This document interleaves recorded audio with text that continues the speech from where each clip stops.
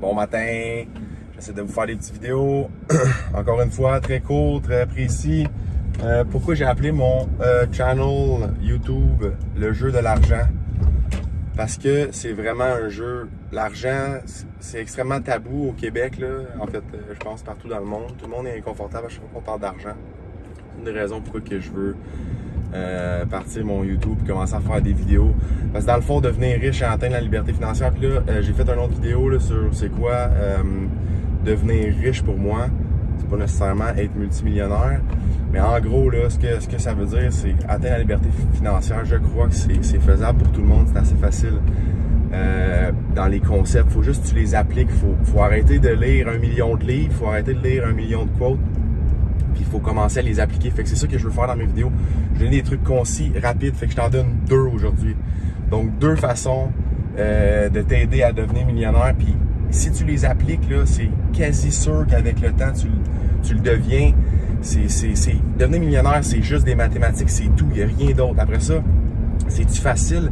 Oui, le concept est facile, mais il faut l'appliquer. L'appliquer, c'est très difficile. Hein? C'est comme avoir un 6-pack. Si ça serait facile, tout le monde le ferait. C'est la même chose. Là. Devenir millionnaire, si ça serait facile, le faire, tout le monde le ferait. Savoir quoi faire, c'est facile, mais le faire, c'est complètement une autre chose. 2 trucs. Premier truc, arrête de dépenser dans des biens de consommation inutiles en ayant des dettes. Donc, tu peux le faire si tu as l'argent pour le payer après que tu as investi. Je vais le dire, c'est mon 2e point. Donc, arrête d'avoir des dettes de consommation. Tu devrais avoir 0 dette de consommation en tout temps. Bref, je donne juste un exemple parce que je veux faire des vidéos courtes. Une voiture, tu ne devrais jamais emprunter de l'argent pour avoir une voiture. Là, on pourrait rentrer dans les détails financiers du pourquoi c'est bon emprunter pour avoir une voiture. Mais à la base, si tu ne connais pas trop les finances, puis tu n'investis pas, aucune dette de consommation, pas de carte de crédit, ta voiture, tu conduis une minoune jusqu'à temps que tu aies les moyens vraiment de t'en payer une. Puis là, je t'expliquerai c'est quoi pour moi avoir les moyens de t'en payer une plus tard. Ça, c'est mon premier point. Dette de consommation devrait être à 0. Puis là, j'exclus la maison, là, parce que la maison, l'argent peut être investi, puis c'est un épargne forcé pour moi, mais bref, aucune dette de consommation, point numéro 1. Point numéro 2, il faut que tu te payes en premier.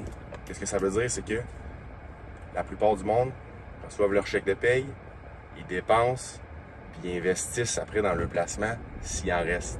C'est une grosse erreur. Là, comment vite tu veux devenir millionnaire, comment vite tu veux atteindre la liberté financière, c'est libre à toi. Moi, je décide de le faire très rapidement puis faire beaucoup de compromis. Tu n'es pas obligé de faire ça, tu peux profiter de la vie plus puis le faire sur une plus longue période.